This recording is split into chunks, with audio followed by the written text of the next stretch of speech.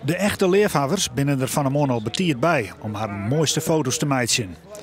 En dan toch, al redelijk gauw, een incident.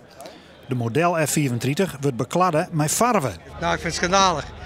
Schandalig? Ja, natuurlijk, dat is asociaal. Dat doe je niet. Ik vind alleen dat je moet je gewoon... Je komt te kijken. Je komt niet de boel te verstieren, toch? Ik vind het niet normaal.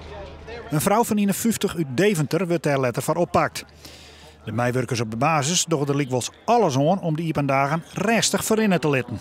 Zit er ook meer spanning op naar aanleiding van terrorisme-dreiging, naar aanleiding misschien van gisteren, van het neerstorten van het toestel? Ja, er wordt natuurlijk allemaal wel echt rekening mee gehouden natuurlijk met alles wat er om je heen gebeurt op de wereld nu.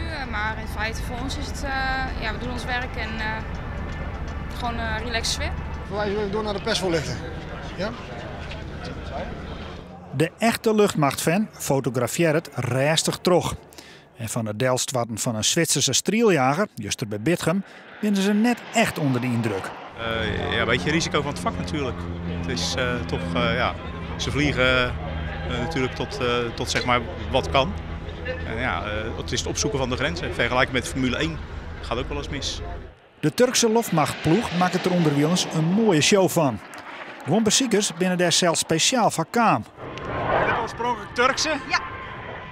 Dus dit is even extra bijzonder? Ja, hoogtepunt zeker. We zijn speciaal voor hun gekomen. Wat maakt ze zo bijzonder? Wat weet je ervan? Nou, dat mag hij vertellen. Nee, dit is de tweede show die ik van hun zie vandaag. Ik heb ze eerder in Turkije al gezien en als je er een beetje in verdiept, zij doen stunts die eigenlijk geen enkel ander land doet.